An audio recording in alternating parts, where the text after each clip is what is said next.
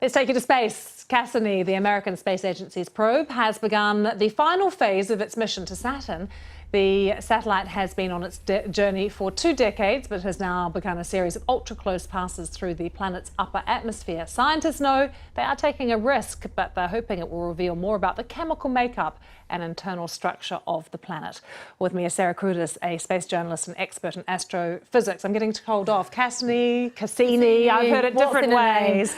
But nonetheless, we've talked about it on BBC World News quite a few times over the past few years, but it's a huge sort of moment. The end of it all, Sarah? I think as well with space, because we had Apollo in the space age, people assume we know so much, and actually we've only been to the planet Saturn 4 times. Some of those have just been flybys, and this mission has just been an incredible feat about, don't just think of Saturn, think of it as a mini solar system, so to speak. It's got these rings, which we don't quite know how work. It's got at least 62 moons. 2 of these moons around Saturn we think actually might have the conditions for life, but we're not certain, so that's come from the Cassini missions.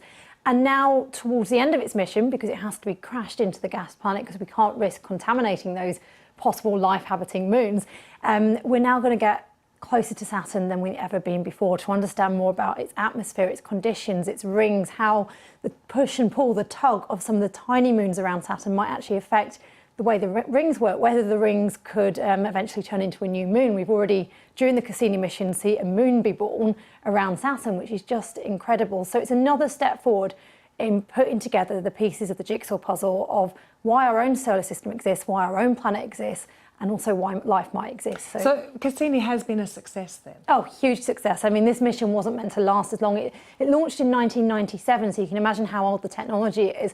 So it's already been extended. It spent 13 years at Saturn. It was a 2.2 billion mile journey across our solar system to actually get there. And it's just done a huge amount of science, everything from understanding on Titan, the largest moon of Saturn, that we could possibly have the hydrocarbons which are needed for early life. We've landed a probe called Huygens, which travelled with Cassini on the surface of Saturn, on the surface of Titan, and just a huge amount of science. Amazing pictures, and we all love looking at pictures from space. Let's have a look at this one. This is Earth.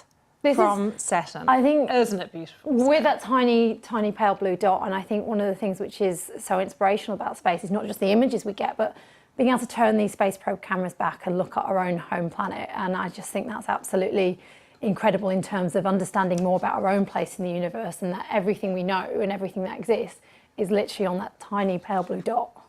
And you're a little bit sad then that we're seeing it come to an end? Do you know, I think the problem is, I don't know if you remember the Rosetta mission last year and they turned it into cartoons. You almost get attached to these space probes, but it has to be crashed into Saturn. We can't risk contaminating those moons, and just imagine within our solar system, this is the next step to finding out whether life may exist elsewhere. Incredibly exciting, Sarah. Thank you so much. Thank you.